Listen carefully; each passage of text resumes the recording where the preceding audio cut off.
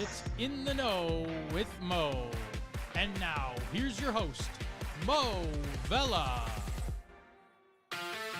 Hey everybody, welcome to Great to have all of you with us this week. Thank you so much for tuning in. I guess tuning in, I just aged me, didn't it? Whatever you do these days, whether you're watching, listening, tuning in. But I'm glad to have all of you with us this week. I have a wonderful guest who's come back to visit with us. We enjoyed him so much the last time, and we'll get to him in just a minute. But as we start every week with my moment of truth, Moment, I have two small moments of truth this week that I'm going to just mention. One, I had a beautiful, beautiful life reminder last week when I was honored and humbled to be invited to the White House for the Cinco de Mayo event hosted by the President and the First Lady. And my moment of truth this week was that I wanted to share with all of you what a reminder it was that whether you agree or disagree with the President, his policies, his actions, his initiatives, or not, the one thing that is undeniable is that Joe and Jill Biden are amazing human beings, soulful and beautiful and sweet and kind and compassionate and inclusive and equality minded. And it was so beautiful to see them again and be reminded of what decent human beings they are. So that was one moment of truth this week that I wanted to share with all of you. The second one is a reminder that to keep humor in our lives. A little while ago, I'm in a hotel. It looks like I'm in an apartment, but I'm not. I'm in a hotel at a really interesting boutique hotel in Providence, Rhode Island this week. And I'm by myself, and I realized I was getting old, and humor crept in as I was scrambling to find one of my lost fiber pills. And as I was scrambling to find my lost fiber pill, it reminded me how important it is for us to keep humor in our lives at all times. The laughter made me forget that I was having to take fiber to begin with. So anyway, on that note, we're going to move to our guest, our return guest, special guest, Peter Montgomery. Of course, you might remember he was with us in January. We had a delightful, invigorating, and wonderful discussion with him. Then we brought him back. He is one of our nation's foremost leaders, as he is a researcher, a writer, and the senior fellow at Right Wing Watch, a program as part of the People for the American Way. He can be followed on Twitter at Pete Mont, Petemont. Right Wing Watch on Twitter is at Right Wing Watch. That is a tongue twister, Peter. I just said it twice and you can't go too fast. And then, of course, you can go and find out all the latest at rightwingwatch.org. I think if you go too fast, it's White Wing Watch, right? Well, there is a white wing that we have to watch these days too. I just caught myself. It was like a White Wing Watch. Yeah, so you have to go slowly on that one. Okay, so welcome back, Peter. It's good to have you. My goodness, we have so much to discuss. So much has happened just in the 90 days or so since you were last with me. Let's start with, I think that probably something that has rattled uh, fundamentally every woman that I know, and then those of us men uh, who understand the challenges of healthcare for women and who understand that a woman's body should always be subjected to her choice on what is done to her own body. And of course, I'm talking about this draft opinion that was leaked from the United States Supreme Court. It was authenticated by Chief Justice Roberts. So I saw that you wrote an article already, right? Can you share with us a little bit about your thoughts on this draft opinion, which appears to be what has already been voted upon in chambers and behind what we see at the Supreme Court. So an overturning of Roe v. Wade. Tell us a little bit about what you wrote about, Peter, and what your thoughts are. Sure. I just want to start off by saying how stunning it was to get the news and read the hearing. I mean, a lot of us knew this was coming or suspected that this was coming, but we weren't expecting it till the end of June. So that leak was really kind of a shock, a slap in the face, and it really was sobering to the reality of what kind of Supreme Court majority we have now. And I think there are three reasons we're where we are. One is that President Trump was elected in 2016 in part by promising the far right, the Christian right, that he was going to give them the Supreme Court of their dreams, and he did. Secondly, because Senate Republicans, led by Mitch McConnell, had this unprincipled plan to pack the court. They blocked President Obama from appointing a nominee in his final year in office, and that left a vacancy for Trump to fill. And third, because all of that was building on a decades-long campaign, heavily funded in political campaign and a legal campaign to move the courts far to the right. And so that's what brought us to where we are.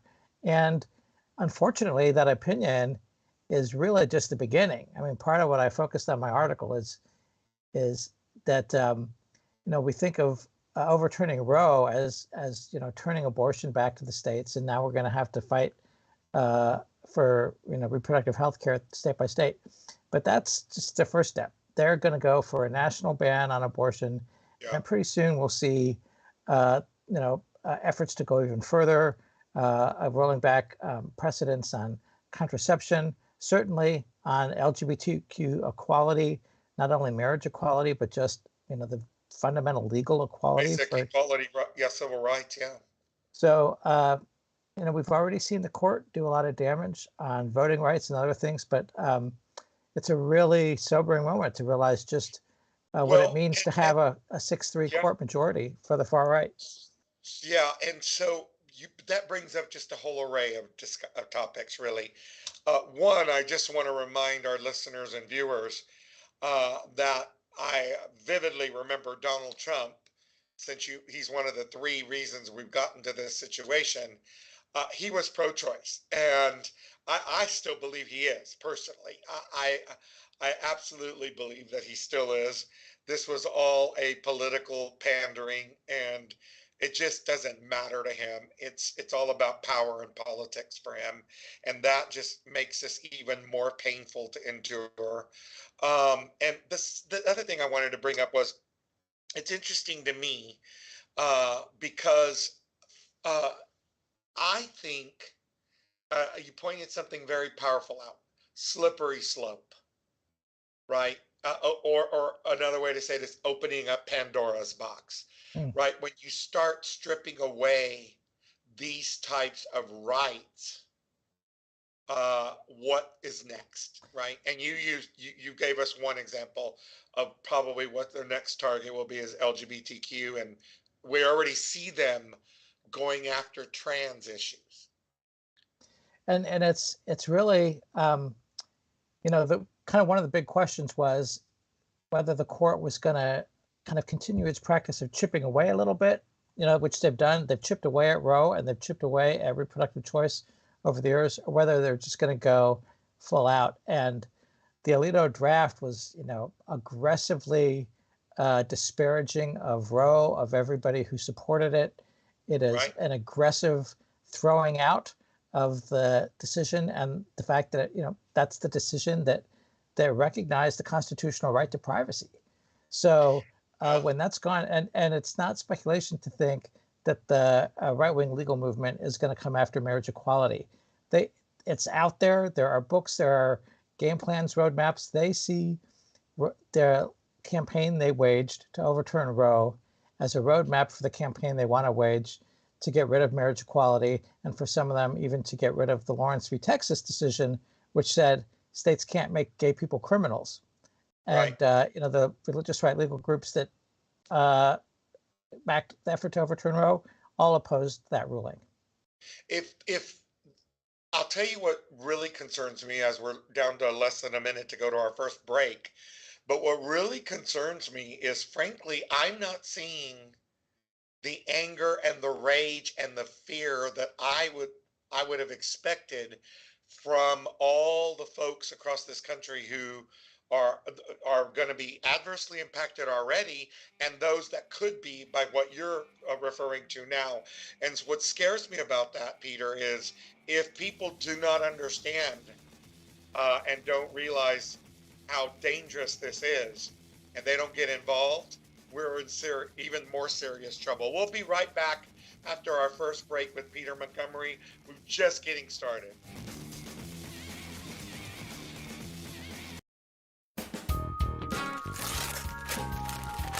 Whoa, a new digital music player. Thanks, Mom. Oh, I'm glad you like it, because I can't wait to toss the big stereo. And now that we got your dad that big HD TV he wanted, we can throw out our old TV too. Hold up. You can't just throw out electronics. Really? They need to be recycled or donated. And how would we do that? It's so easy, Mom. Today, recycling electronics is just as easy as buying them. Greenergadgets.org has all the info. We just enter our zip code to find a certified recycling center nearby. There are thousands of them, and new ones are being added all the time. Some of our local stores are even certified recycling locations. I like that. Did you know that some of the stuff in our old electronics could be used to make new products and conserve natural resources? Well, okay then. Let's gather them up. What was that website again? Greenergadgets.org. We just enter our zip code and go.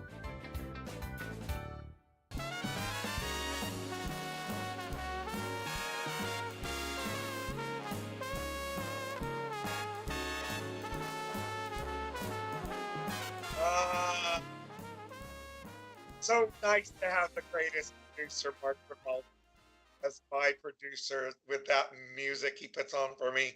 Amazing. Welcome back to In the Know with Mo. I'm Mo Vela, your host.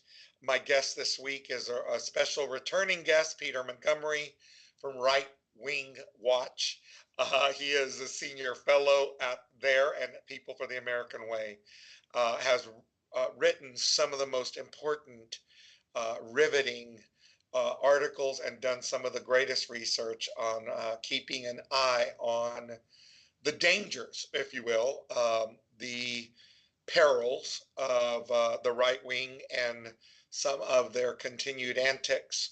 We were just discussing the draft opinion of the Supreme Court, Justice Alito's draft opinion overturning Roe v. Wade. Before we leave the abortion issue and this draft opinion, Peter, I want to point something out and get your opinion on something.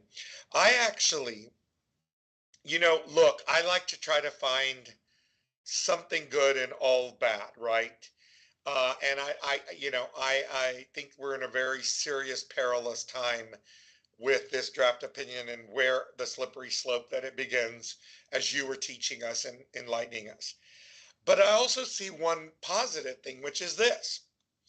So, you know what? You're going to have to go to a state because now they're letting states decide.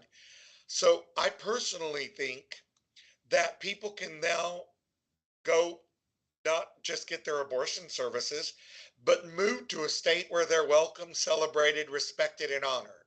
And so there is a positive to it, which is, you know what, maybe it'll be nice to be able to have to go to and listen, Alicia's. But I also understand on a serious and somber note that some people can't afford to go to another state to get these services.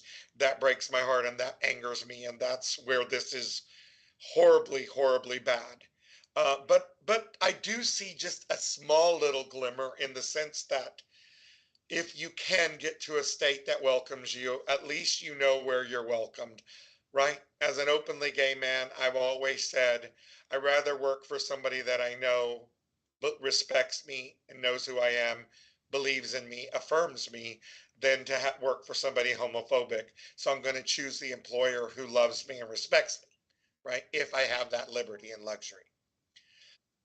Do you see any positive there? I know it's hard to find. No, I think I might have a slightly different positive glass half full thought, which is that, you mentioned that you didn't see a lot of anger, but I think the anger is there. I think it's Oh, I hope building. you're I right. think there's a bit of shock. And I think that, unfortunately, a lot of us really tried to convince voters that this was really on the ballot in 2016 and that this was going to happen. And so many people around the just if you looked at polls, they just didn't believe it was really at risk. They knew what the rhetoric was, but they didn't think the court would actually do this and take away, for the first time, strip away a constitutional right that had been recognized. But now that if it does happen, and if the states continue to pass their extremely draconian laws that we see happening in red states, I think that is going to awaken and engage a lot of people that may, instead of leaving some of those red states, they may rise up and get out to vote and change the politics in some of those states. And so that's my hope. I hope you're right. I absolutely hope you're right. Believe it or not, I'm going to say something rather dramatic, but I have given it a lot of thought, and I really, if this continues, let me be very clear. I'm simply saying if this, as you say, the stripping of constitutional rights and these draconian efforts continue by red states and this type of Supreme Court, I actually could see a very different a split in this country where I could see some states coming together and breaking away from the United States of America. I really can. And that scares me, and it's unfathomable. If you had told me that I would even say that or think that just a mere 2 years ago, I would have told you were cuckoo. And I do not believe it is that far-fetched for a group of blue states to pull together and say enough is enough. We just cannot be a part of them, and we break up. Crazy, call me crazy, but it's interesting. I've tended to hear that coming more from folks on the right who wanting to leave the rest of the country. The biggest, there's a few problems with that. One of the biggest ones is that you abandon all the people in the red states who aren't MAGA people.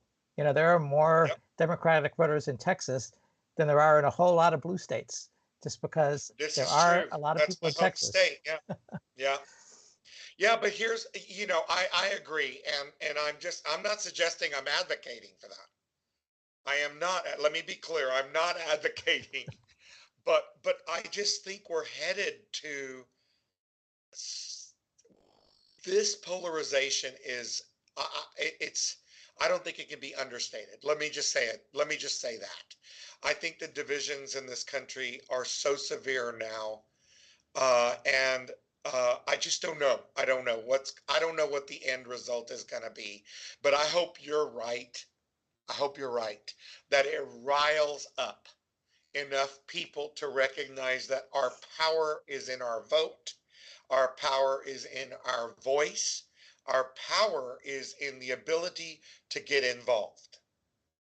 Get involved, right, in local organizations, political organizations, like-minded organizations.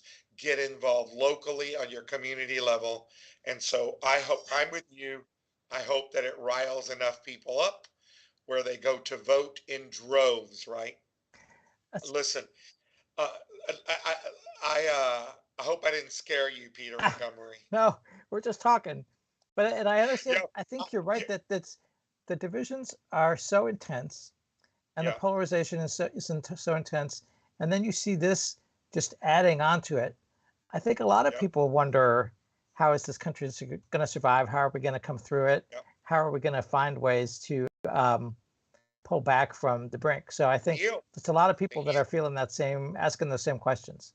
Yeah, and so I think I hopefully I'm not way too out on a limb, but I really do believe people are asking those questions. It's that bad out there, and I say out there, I'm out there, right? I'm not in the Beltway. I live on both coasts, and I happen to be in 2 blue states, right?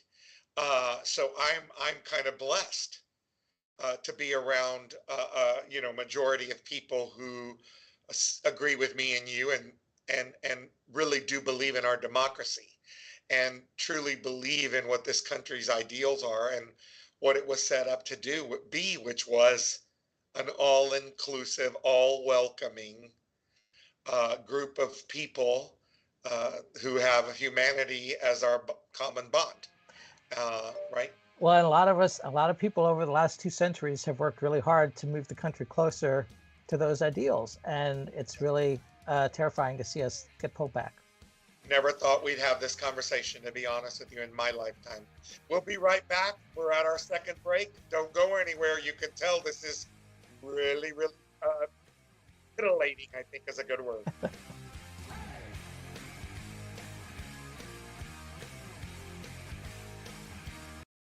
If you're about to purchase a new mower, chainsaw, generator, or other piece of outdoor power equipment, you need to know how to protect it. For instance, the gasoline you put in it. I'm Chris Kaiser, president of the Outdoor Power Equipment Institute. Most gas now contains 10% ethanol, and that's okay. But some gas pumps are changing. Higher ethanol gas blends, like E15, E30, and E85, may be available at a local station, and they may be cheaper. But it's harmful and illegal to use in outdoor power equipment. And what you put in your car may no longer be safe for other engines. When getting gas, look before you pump. Price is no longer the way to choose your fuel. You have to choose the right fuel, because not having the right fuel for the right product can damage or destroy the equipment. Look before you pump. Protect your equipment. Stick with E10 or less. A consumer can find out about which fuels are appropriate for outdoor power equipment use at lookbeforeyoupump.com.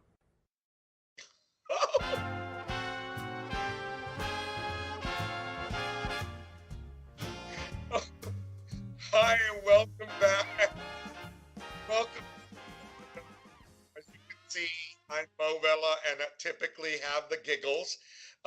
Very, very common. Anybody who knows me well knows laughter is a really important part of my life, as I said in my moment of truth today. Welcome back. It's good to have you with us this week. My guest is a wonderful, wonderful gentleman, Peter Montgomery, the senior fellow over at the People for the American Way and the Right Wing Watch. You can, let me get my little cheat sheet out. Twitter at Pete Mont, PeteMont, rightwingwatch.org, and at Right Wing Watch if you want to follow them on Twitter. I do, and I highly recommend you should. Peter has written some of the most enthralling articles and has done some of the greatest research in our nation as he keeps an eye on the right wing and some of his, as he said earlier, draconian efforts that we continue to see occurring on their side. I want to switch gears just a little bit. In our last segment here, because Peter, I don't know if this is breaking news for you. By the way, I thought Trevor Noah at the White House Correspondents' Dinner, one of my favorite jokes of the whole night was when he said to CNN that I guess since 9/11 and breaking news was on the screen, they never learned how to take it off. He was right. Wasn't it great? Because everything was breaking news on CNN, right? Like I broke a nail. Breaking news, right? But maybe this is breaking news. I don't think it is. I'm being facetious. But Elon Musk bought Twitter, just in case you hadn't heard. Yeah, I had heard a little bit about You might that. have heard about that. Look, I think he has referred to himself as a free speech absolutist. You are an academician and intellectual. What the hell does that mean? Does that mean what I think it means? I think it means, oh yes, I'm for free speech, but with some carve outs and exceptions maybe, or only when it's convenient, or only when it's beneficial. Yeah, I think he's really confused. He says something like, I'm a free speech absolutist because, that's what his buddies on the right who hate Twitter and who think social media is censoring conservatives, and they all talk about, he's gonna bring free speech back to Twitter, but he doesn't really seem to know what he's talking about, because all of these groups led by right-wing folks who set themselves up to be the free speech alternative to Twitter, right? We've got a whole bunch of them out there. We've got Parler, we've got Telegram, we've got Getter, we've got Trump's Truth Social. None of them are pure free speech.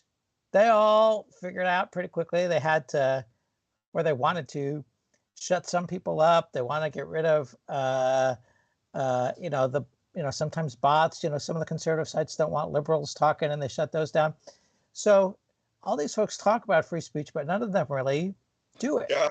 And it seems like Musk is going to have to learn that all these places like Twitter and Facebook, it's taken them years of figuring out how do you deal with hate speech and violent speech, and how do you deal with people who use those campaigns to those platforms to run harassment campaigns. How do you deal with, there's all kinds of things that you really, they're not easy. You got to figure out how to do it at scale. Dangerous, right? And I'm just, honestly, a couple of things came to my mind, right?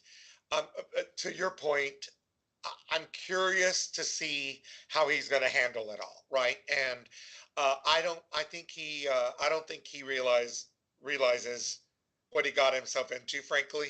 And I don't think he even has a clue how he's going to handle it. Okay. I think I agree with you. I think that's a lot right. of talk. And then when the going gets tough, I'm looking forward to seeing if the tough get going, right? Is it just talk, or will he really, That said, I'm curious to hear your thoughts on this. I actually had an interesting reaction to it, kind of from a free market perspective and a kind of a capitalism perspective. It's no secret that I'm an entrepreneur, and I'm on the #1 business reality show and executive producer of that show, Unicorn Hunters. So I believe in entrepreneurialism. I believe in free market system and capitalism. Of course, when it's done ethically, legally, and in a non-abusive and an inclusive manner, of course. That said, I actually had a little different reaction. I was like, you know what?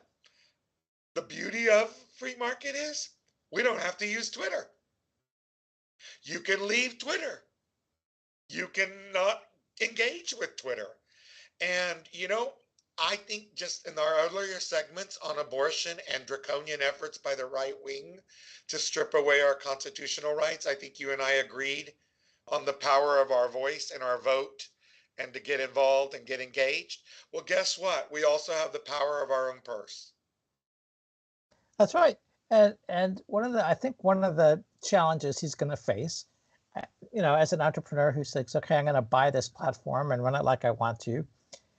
Well, you've already seen some people leaving, maybe people like you who are like, okay, I don't need to stay here. But what happens if he decides he's going to open the floodgates, and once again, Twitter is just going to be flooded with all the kind of disinformation and misinformation that the far right can toss out, and then that's going to drive more people away because it's going to become an intolerable place to be, and so that doesn't really help him from a businessman's perspective, from the model of wanting to make money on this platform. So he's going to have to do Peter, that. I think it's going to be the Fox News of social media. Right? That's probably what's going to end up happening. It'll be the same people who watch Fox will then stay on Twitter or go back to Twitter. And those of us who are open-minded, progressive, common sense people, Americans and global citizens, are going to get off of Twitter, and it'll just, so I'm not as disturbed by it probably as others, because if they're spewing the same propaganda, they're just spewing it to one another. It's like preaching to the choir. The other possibility is that he may not end up making as many big changes as he thought he would, Could be. because it'll turn out to be so problematic. I mean, I just read an article this morning that has been in a long-term fight against some kind of new legal regime or regulatory regime coming out of the European Union for social media. But Musk just told the representative from the EU that he was fine with it. And that's, I think, a lot more heavy-handed regulation than we have in the States. So yeah. I'm not sure he really knows what he's doing. And so I think we'll have to see what happens. Well, and it's interesting because I'll tell you what fascinates me is um, when you're that wealthy, right? Now, I'm going to say something, but then there's a caveat because when you're that wealthy, I'm not even sure that he worries about the business impact, right, that it might have. But that said, um, he did get investors to put up the money. They're going to want a return on their investment. It's not like it was a charitable donation. So he is going to have to, I agree with you. Um, he's going to have to walk that balance, right, uh, of trying to make this profitable, keep it profitable, continue to increase shareholder value, even if he goes private. You still have investors, so they are shareholders as well. And so whether you're public or private, you still have to increase your shareholder value or, the value of the company. And so I'm with you. I don't think he has any clue what he walked himself into. And frankly, I find him to be so, what's a good word, Peter, to describe Elon Musk? There are many Enigmatic. words. I don't know. Enigmatic. How's that? Let's just be nice today. We're going to say enigmatic. He is an entrepreneur. He is an innovator. I have to I admit, give him a lot he's of credit bold. for He all of takes that. risks. He has managed to build An some empire. companies in ways that I think people couldn't imagine that he would actually pull off. So I have to give him that. But he's, there's a lot of problems. Tesla, all kinds of charges of racism in the plants and of other problems. His devotion to free speech apparently doesn't extend too far to journalists who write critical things or to employees who are trying to organize unions. So, he's a human being, and he's complicated. I like that. Let's just agree to call him enigmatic and complicated. I like that. Okay. That is what we call Elon Musk, and we gave him credit for building a massive empire and having an innovative spirit. Frankly, that in many ways represents one of the ideals of this nation, which was if you can dream big, you can achieve big, right? So we're going to give him credit for that. We'll be back.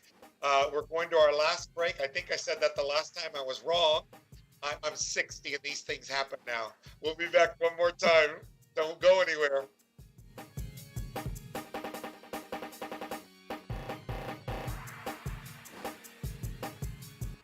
Hi, it's Practical Polly's radio show. If you're just figuring out that healthier cooking oils are better than solid fats, you may be asking, now what am I going to do with all these tubs of lard? Ever had one of those moments when your favorite skinny jeans feel too tightly tailored? Generously apply lard to your hips and thighs and those fancy pants will slide on like a dream. Or here's a family-friendly idea. How about making your yard into a lard fun park? Frost your driveway with a nice thick coating and give those kiddos a downhill thrill no matter what time of year. Having a bad hair day? Yep. A little lump of lard can tame your flyaways in a jiffy. So there's no need for that lard to go to waste or to your waste. But get your best heart-healthy trade-up with healthier oils like canola, olive, or other vegetable oils, which can actually lower your chances for heart disease. Now that's a tip worth keeping for life. Learn more at heart.org/facethefats. Canola Info is the national supporter of the American Heart Association's Face the Fats campaign.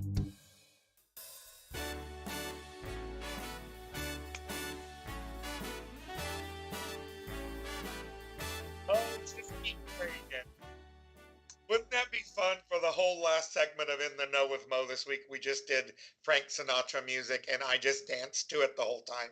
Oh, but we're not, because we have Peter Montgomery with us and he is a fantastic guest, and it's such a wonderful chance to get the insight from such an intellectual stalwart and one of our country's foremost intellects and knowledgeable. As a former trombone player in a big band, love the music. Oh, that's you, Peter, that wrote that. That is me. Really? Well, we'll play more of it. Mark, to our producer, at the end, I want you to play more of that for our guest, Peter Montgomery. Of course, Peter is a senior fellow at People for the American Way, at Right Wing Watch, you know what, I'm not going to give out your Twitter handle because we're mad at Elon Musk right now, so we're not going to give out Twitter handles, but we will. You can check out Right Wing Watch at rightwingwatch.org. We're laughing because it's hard to say that multiple times very fast. So don't try it. So Peter, in our last segment together, I've said that 3 times, I think, that this was our last segment. This really is our last segment. So I want to focus on somebody who, love him or hate him, talk about enigmatic and complicated. I want to talk about Tucker Carlson. I feel like he took a torch from Donald Trump to keep this flame going. Like everything Mr. Trump spewed, Tucker Carlson continues to spew.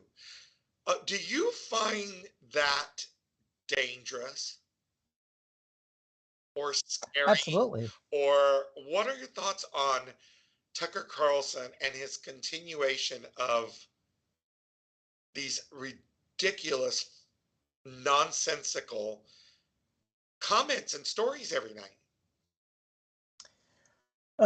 I do think it's dangerous. I do think his show is dangerous. I think that Fox News generally has done so much harm to the country by just getting millions of people to believe false things, to believe propaganda, and Tucker Carlson has just seemed to decide he's going to be the worst of the worst, and he is fixated on to the point where he's promoting ideology that comes out of the white nationalist movement and conspiracy theories that come out of the fringes that a few years ago probably wouldn't have even been welcomed on Fox. Yeah. And he's hammering them day after day after day, trying to convince people that immigration is a horrible thing, that liberals are selling out the country. I mean, it's toxic. Yeah, I mean, no one's immune either, Peter.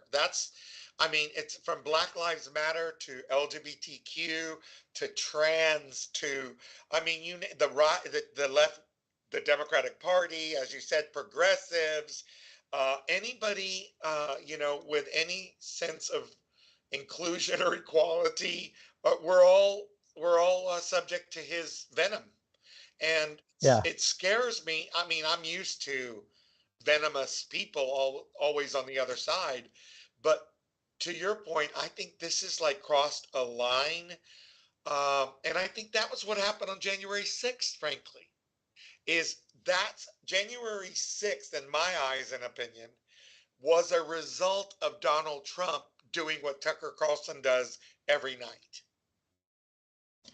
I think you're right. And I think it's part of this, a bigger picture that comes out of messages from Trump and the right-wing media, from religious right leaders that portrayed Trump as the last hope for liberty in America, that portrayed liberals as so set on imposing some kind of leftist tyranny and, communism on this country. And I think if you're someone who watched Fox, who listened to the right, who listened to Trump, if you really believed that, and you thought that the election of Joe Biden, for God's sake, was going to mean the end of freedom in America, well, why wouldn't you storm the Capitol? I mean, I think if you make the stakes, if you tell people the stakes are so high, then you give them permission to do anything to protect their family, to protect their faith, to protect their freedom. If they really believe that, Joe Biden is going to criminalize Christianity, which sounds absurd to us, but those are the kind of things that people were told. Yeah, you just hit on something that has been something I think about quite often, and I think that one of the things that maybe I'm going to leave you out of this. I'm not going to include you in this statement because you clearly, every day of your life, are helping our nation by doing the research and really thinking about these things. But I don't think the rest of us have done a good enough job of trying to better understand Donald Trump, Tucker Carlson, Laura Ingraham, the list goes on and on and on. I don't think we really understand the psychology of their actions, words, and motives. I really don't, because let me say it in a positive way. We need to better understand it so that we know how to combat it.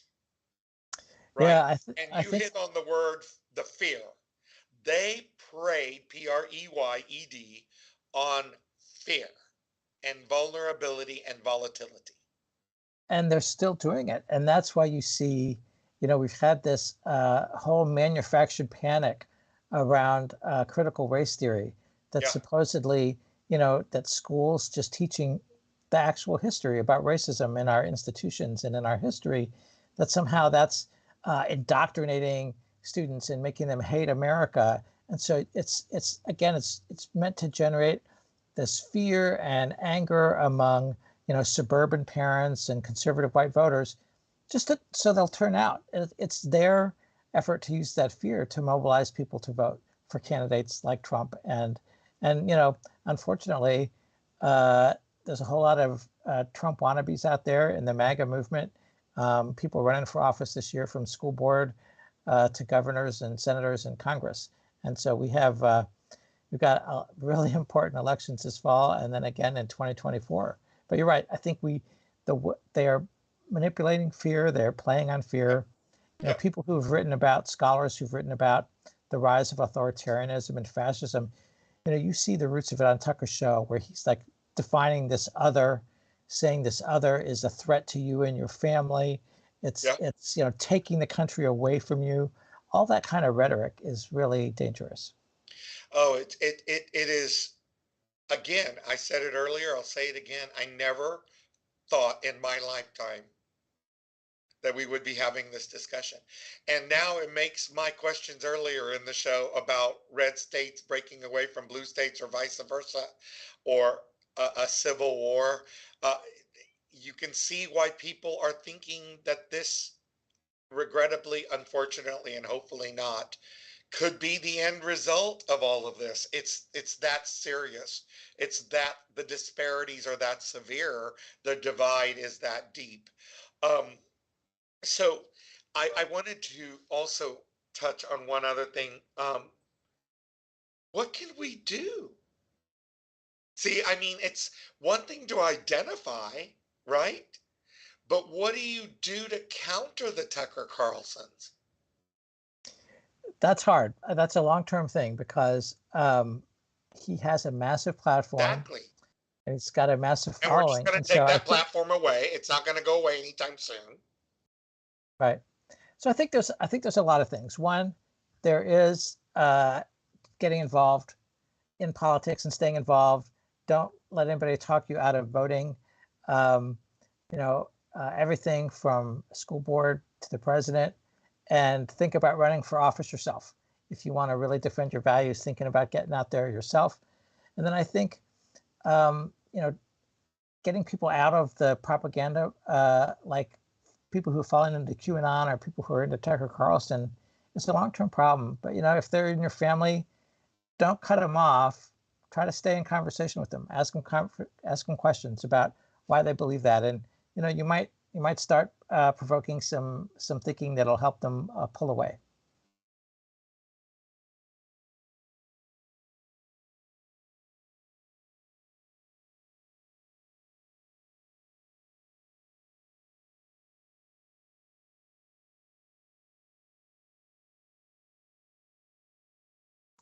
I can. Mark?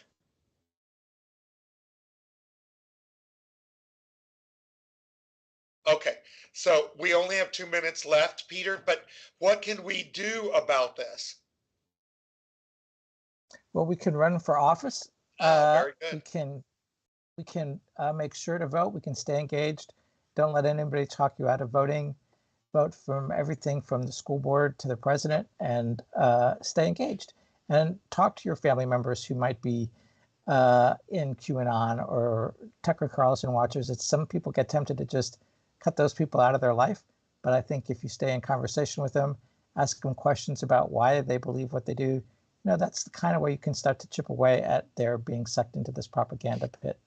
You know, I think those are great examples. And on that note, we're out of time. And Peter, I want to thank you again. I've had very few people on twice, and you're one of them because we really value your opinion and your insight and your intellect and your breadth of knowledge. And so thank you for coming back. We will have you a third time. And in the meantime, everybody go out there, be kind to one another. Remember, love always beats out hate, okay?